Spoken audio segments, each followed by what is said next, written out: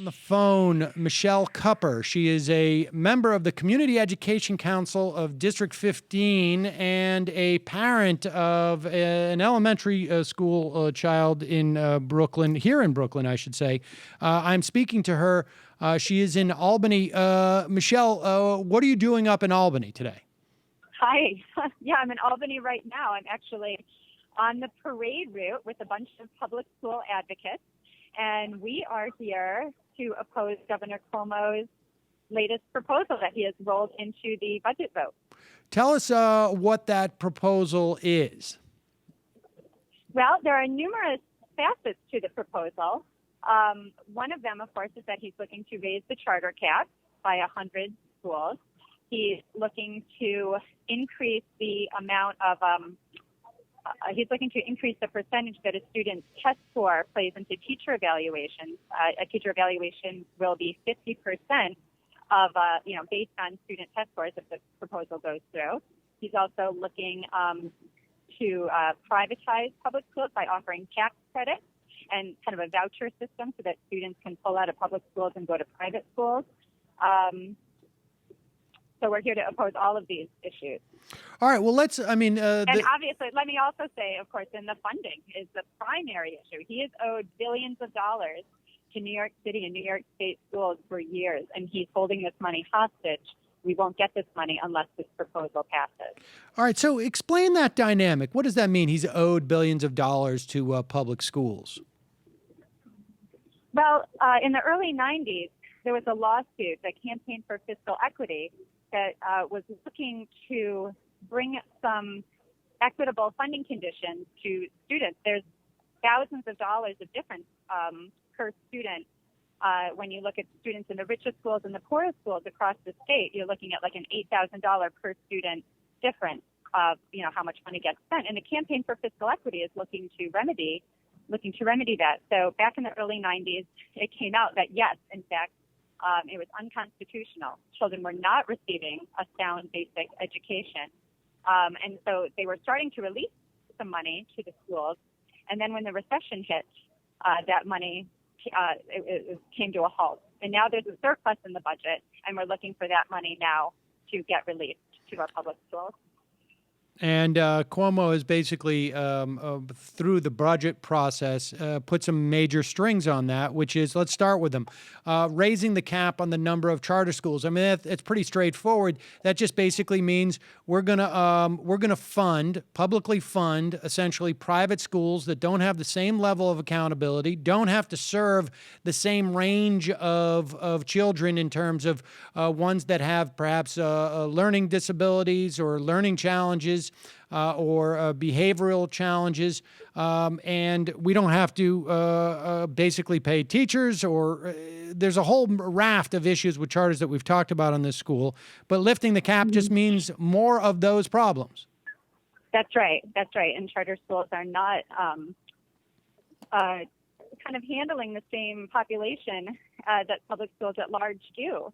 And we see, the relationship between Andrew Cuomo and Success Academies. You can't make a mistake about the fact that the hedge fund backers are giving him tons of money for his political campaign. And he's speaking at Success Academy, fundraisers. This is where that is the driving force of what's going on there. Yes, we know that Ken Langone met with him. I guess it was maybe it was over a year ago, and which sort of preceded his first appearance at a charter school rally. Let's talk about this teacher evaluation thing, because I don't know if this is quite as obvious to people. The implications, walk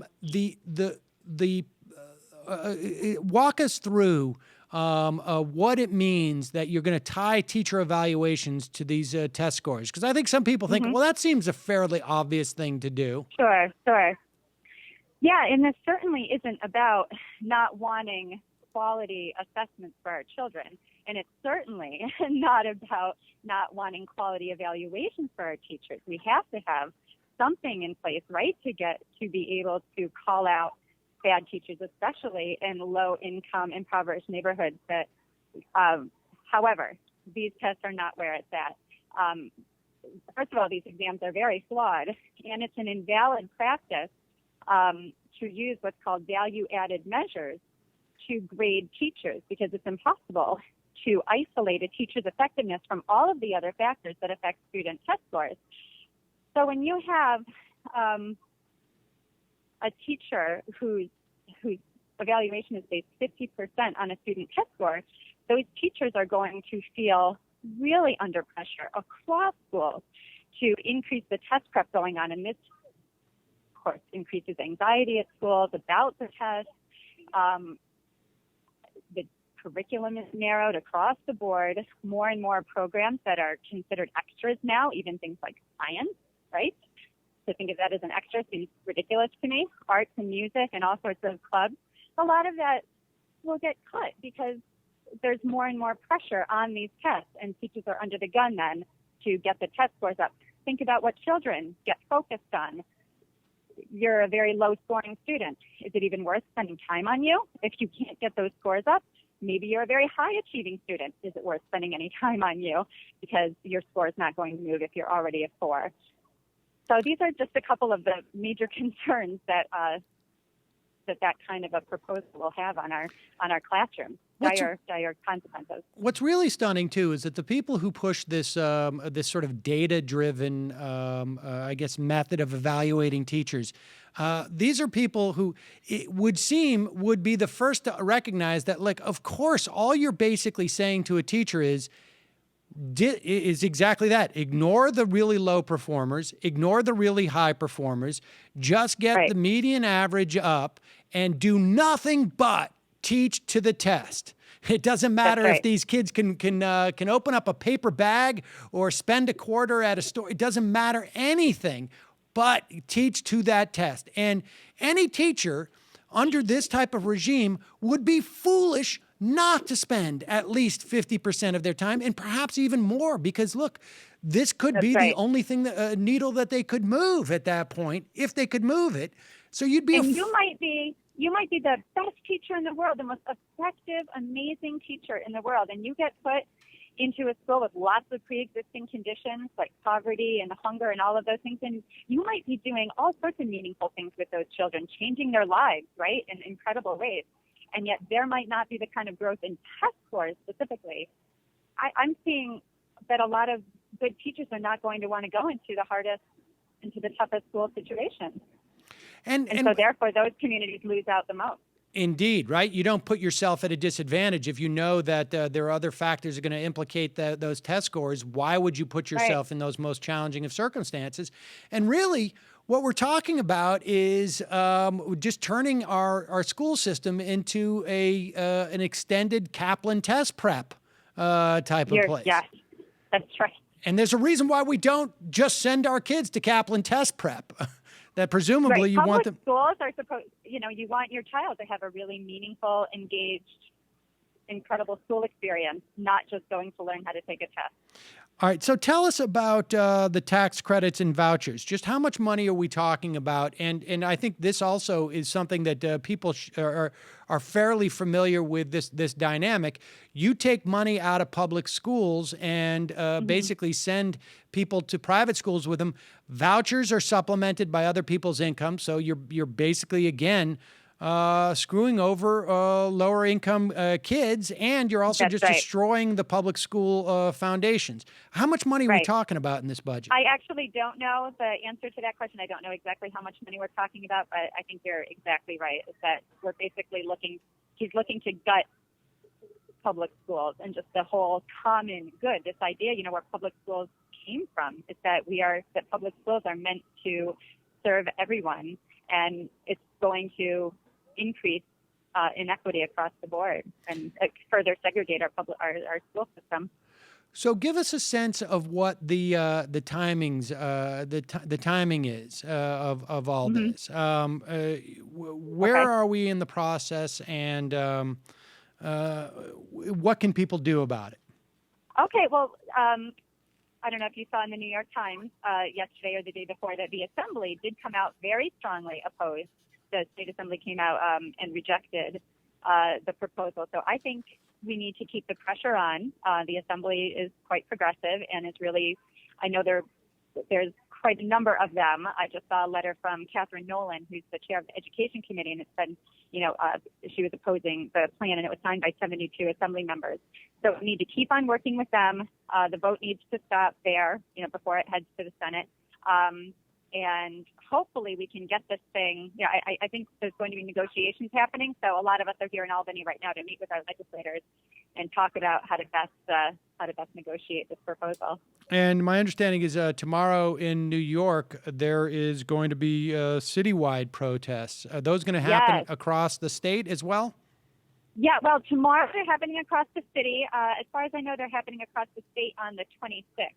So yeah, tomorrow I know at PS 29 and a ton of schools across District 15, as well as around the entire city, there are events of parents and teachers, students coming together to hold hands to protect their schools as a symbolic shield from Governor Cuomo's proposals. Rallies, signs, chanting. It's going to be. We're doing ours in the morning. Some are doing theirs after school tomorrow. So yeah, those are all happening. I believe tomorrow. in my daughter's school, it's going to be in the morning, so I will be attending first thing. Awesome. Now, give me your perspective on opting out of the tests. I mean, this is something that Yeah. I know that we are at my house wrestling with this idea as well. Why are people opting out of the tests? What are the implications of it? Sure. In my opinion, I feel like opting out right now in the press is being sort of played up as kind of this radical action that we're all kind of opposed to what's going on in education. To me, it is not radical at all. To me, it's the most common sense action that we can take in response to what is radical, is this proposal and this, all of these things coming out of Albany, that it's not educators making these decisions, it's politicians making these decisions about what's going on in classrooms. So I am opting out my third grade daughter, and I know there are a number of others in her class. There are students I know in other grades opting out. I know at schools around District 15, we just conducted a forum last week called Opt In, Opt Out, Time to Choose, and we hosted Carol Burris, Principal of the Year in 2013, also Jeanette Duderman, who organized Long Island Opt Out. And, there were 30,000 parents on Long Island last year who opted out. So we're kind of teaming up with them, looking for ways to organize and get the word out that this is the way that makes sense to get our message across. We can rally, we can hold signs, but denying the data on which this machine runs is, I think, going to be the most effective way to really see change. We already know that where there has been resistance like this, we've seen policies rolled back. Seattle, Washington, there was a huge boycott, right? So I think we need to see, and, last year there was a lot of resistance to the testing right in New York City, and they did remove student test scores from promotion. Middle schools are not using it by and large for admission. We have seen some real changes when you show resistance to the testing in this way. And so the hope is that if enough people opt out, there will be a sort of a statistically speaking, aside from all the other problems with testing, statistically speaking, there will be very sort of, I guess, shaky grounds on which to rely upon those numbers. You obviously have a smaller sample. If you have a class of 29 kids and only 10 take the test, it's really hard to argue that you're getting a good measure as to whether, even on those sort of data-driven terms, that you're getting any type of accurate measure of just even how people would do on the test. And so that's the theory there. And in order to get a growth score, each teacher needs to have 16 scores, and that's combined in ELA and math. So wait a sec. I'm sorry. Say that again. In order to get a growth score, for a teacher to get that, for the piece of her evaluation, his or her evaluation, to be tied to student test scores, there needs to be 16 test scores total, and that's a combination of ELA and math in order for that to happen. So if there are fewer than that in her class, in each teacher's class, then there will not be a growth All right. score. So just to be clear on that, if there's 30 kids in the class and they take both an ELA and a math test, that's a total of 60 tests. 60 scores, yeah. 60. Right. And the teacher needs at least 1/6 of. That's correct. Okay. So you'd need basically 22, 23, I guess 24 kids to basically opt out. That's right. So you need 8 students to take the test. Okay, for them to get those Right. scores. Right. And the fact that a lot of people are concerned about having high achieving students opt out, but if you're using a growth-based model, that really isn't a concern, right? You know, if your student is a high achieving student and you feel like it's going to do well on a test, how is it that next year they're going to show, you know, chances are, since there's so many other factors that affect test performance, when you're looking at a growth model, sort of the, I'm sorry, it's loud right here, that sort of looking at high achieving versus low achieving really is not such a concern. Sorry if that doesn't make sense.